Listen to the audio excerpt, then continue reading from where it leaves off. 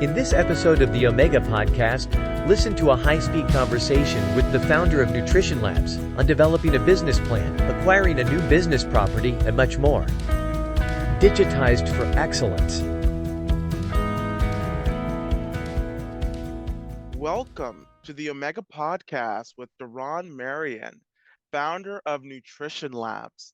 Daron, it's so great to have you on the podcast. It's really my pleasure to be here. Thank you. Absolutely. I know over the past few years, we've been keeping a close eye on the successes of Nutrition Lab. But for many of our listeners, can you share with us sort of your initial days starting Nutrition Lab and sort of your career path of starting your own business? Yeah, so I opened, I believe it was May 21st, 2022. So kind of coming out of the pandemic. Obviously a weird time to start a business, but decided to take my leap. And I've always been an entrepreneur. I've always done different things to try to make my money and not have to work for somebody else. But I kind of in those recent years started developing a passion for health and fitness. And I liked personal training. I wasn't really super passionate about it, but I liked working with people. I liked helping people better themselves, better their health, and feel good, look good, all these different things. But it was kind of limited to you know, how many clients you had on a daily basis, how many you could fit in your schedule, and all that stuff. So I started working at a local supplement shop when I was commuting to college, and I really enjoyed it just because I could help more people on a broader spectrum. So I was able to consult with these customers and almost treat them like clients, and then from there kind of dive into their diet and talk to them about their training and get them the proper supplementation, but also give them the extra tips to further their success, because that all of them go hand in hand when you're doing your diet, your supplementation, your training. You can't just give them supplements and say, there you go, you're going to go see results. So the way I've always treated clients and treated customers is give them as much information as I can, and let the supplements kind of continue that path that they're taking. So then I just said, all right, I've been doing this retail thing for 3 4 years now. I'm going to try to take a stab at it and do it myself. And that was just kind of when I started the process of opening the store. And now we're almost 2 years in. Wow, 2 years in, and the amount of people you've impacted just through your ability to share with them different nutritional supplements, share with them different tools and resources to increase their well-being.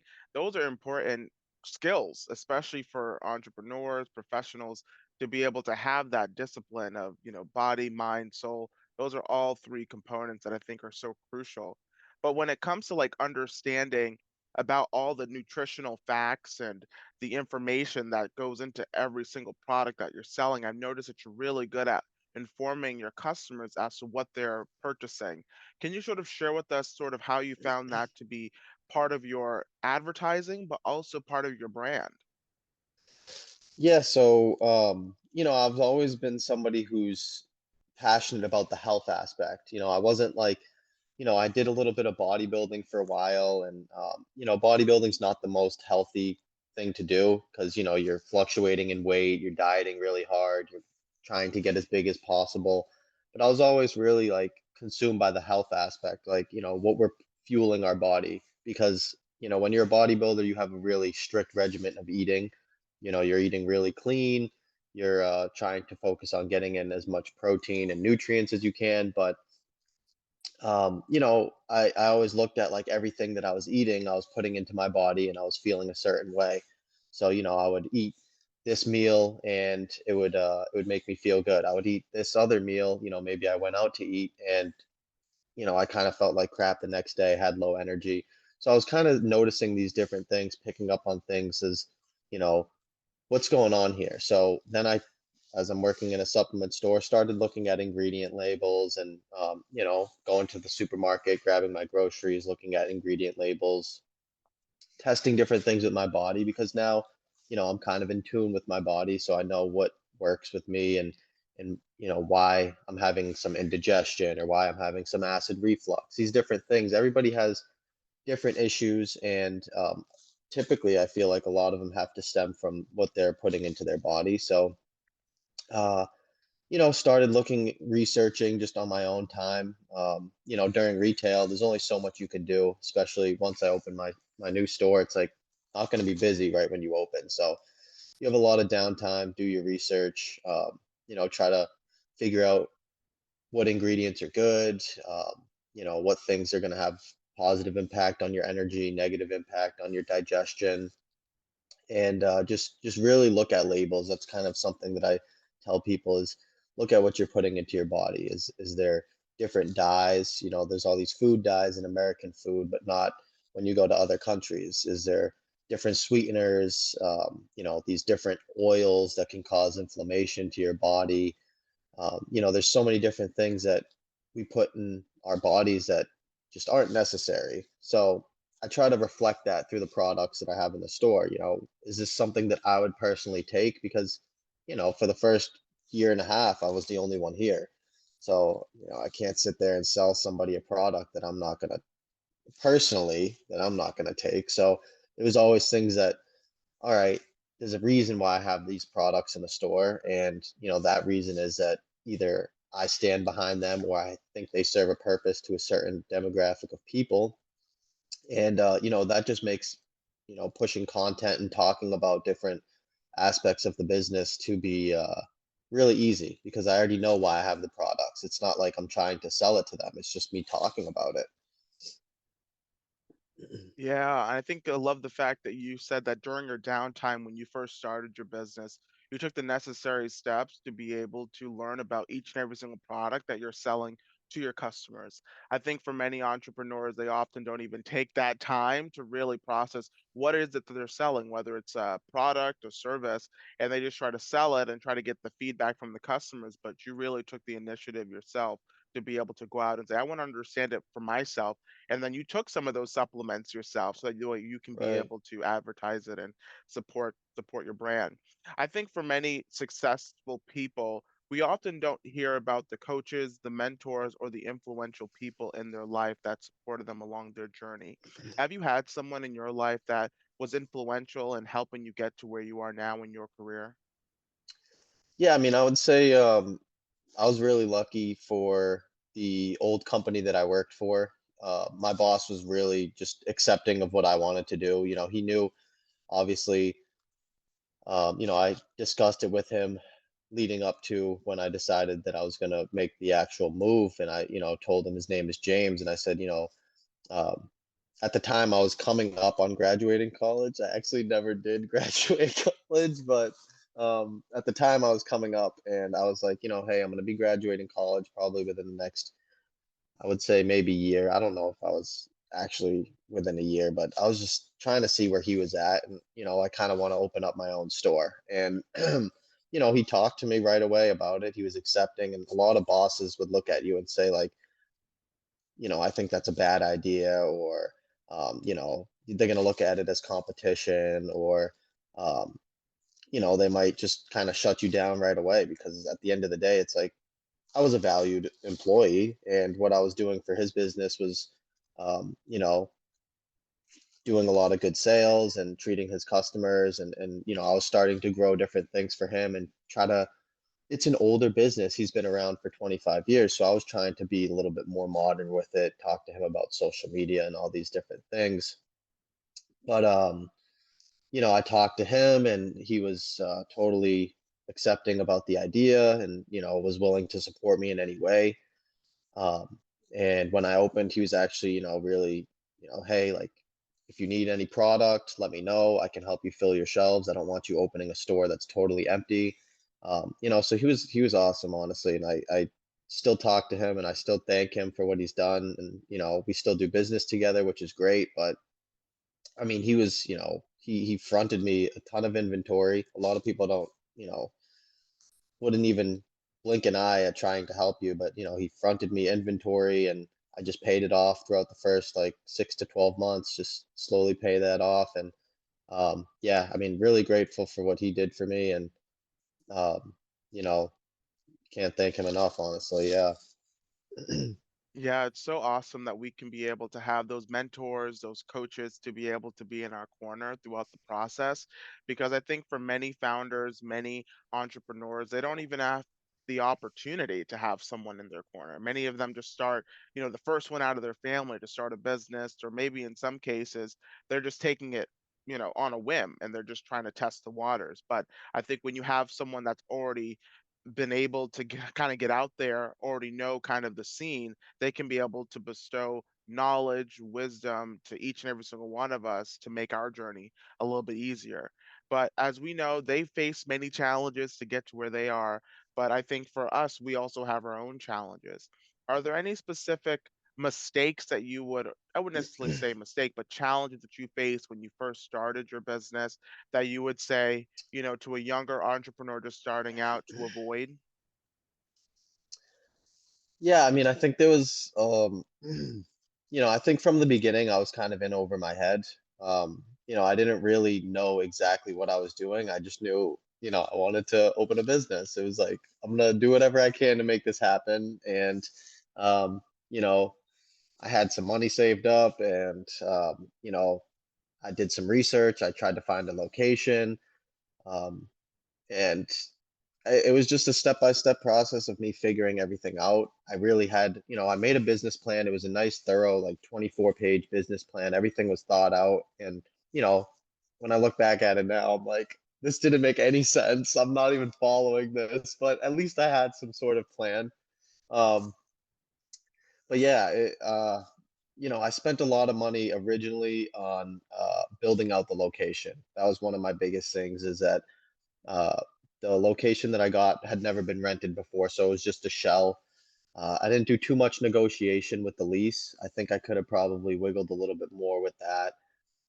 Looking back at it, I didn't really, it was like, this is what it is. All right, can I change this? And, yes. And then I was like, all right, perfect. That's all I wanted. It wasn't like a little bit of a back and forth. It was kind of just, if I could kind of squeeze a little bit more off of the rent, I can do that, and that's all I want. But I now looking back at it, a lot of people will, ask for, um, maybe some money towards the build out, since it is a brand new building, and the landlord is the one who's getting a building built out by a tenant. So maybe he'll invest, $10,000 or whatever, just to kind of help you out.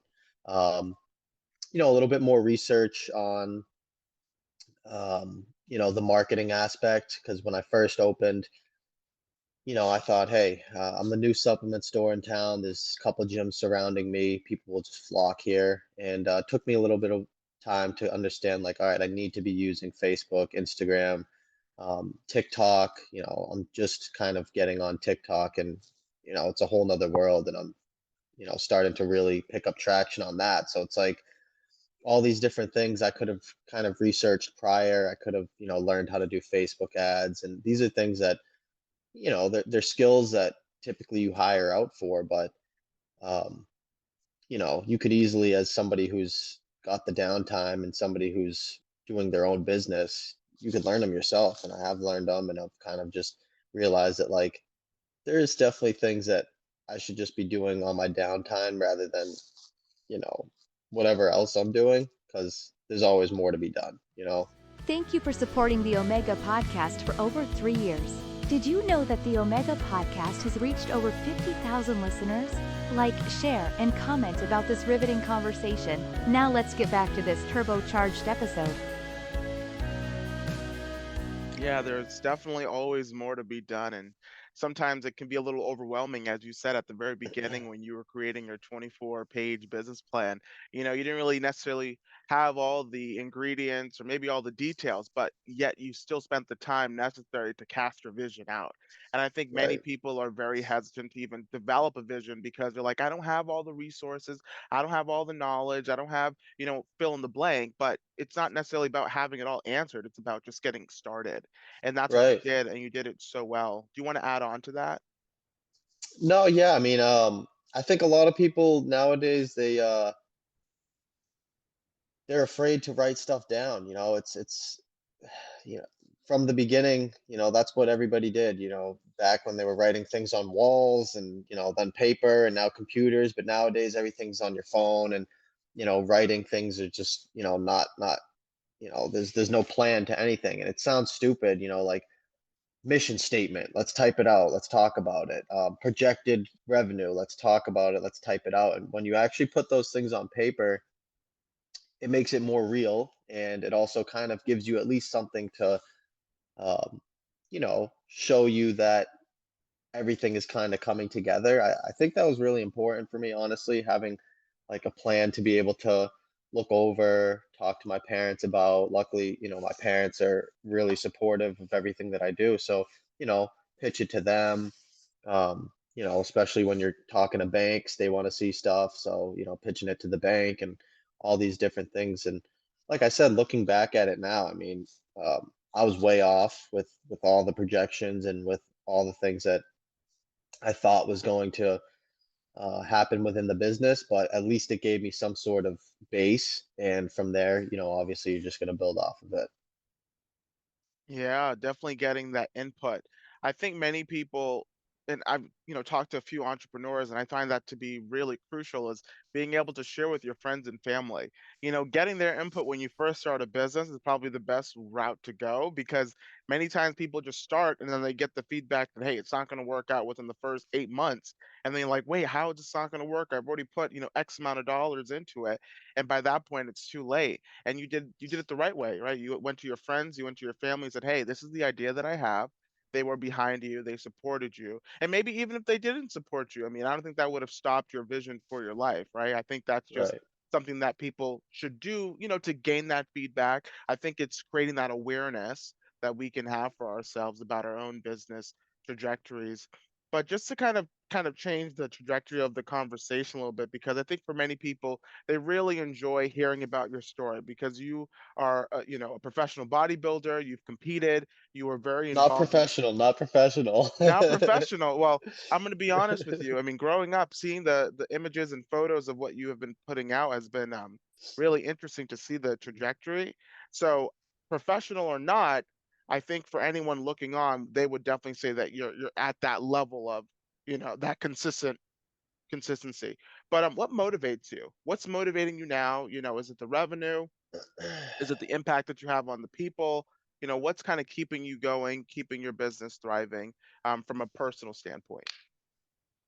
Yeah, I mean, I think the biggest thing that motivates me is I want to create a life that my parents have kind of created for me. They've paved the way. They've done everything they can to make me who I am today.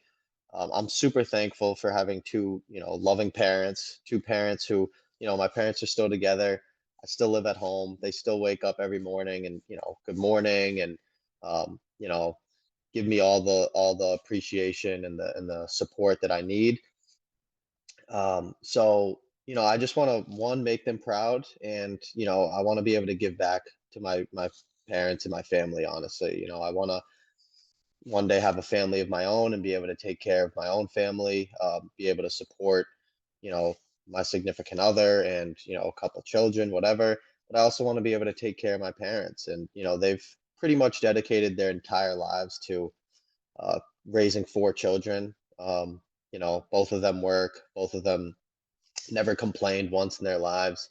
Come home, cook dinner, go to bed, wake up, work the next day, never complaining, and they're always just super happy. And that's kind of reflected off of onto me. I feel like I share the same attitude. I'm always, super upbeat, very grateful.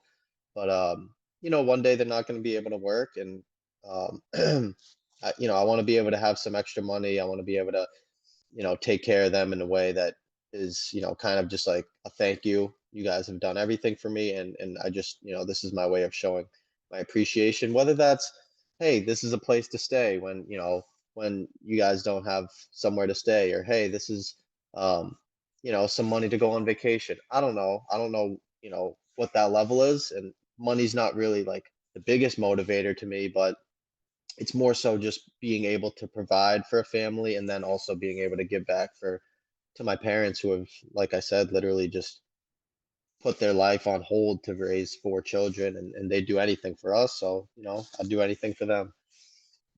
Yeah, that is amazing. And I love the fact that you're very family oriented. And I think it's so important because you want to be able to pass that baton down to the next generation, right? When you have your own kids. What advice would you give your younger self before starting your business or your career? So I mean, one thing that I have the tendency to do, and my dad has kind of called me out on this multiple times, is that I I get good at something and then I kind of just like throw it away, So there was multiple things in my life, that I was in the band, I was a drummer, and then I got decent at drumming, and then I quit because I was just like, this isn't interesting to me anymore. Then I was a golfer. I was, playing golf in high school. I played golf in college, got to a really high level, and then I was like, this isn't really for me anymore. I'm done with it.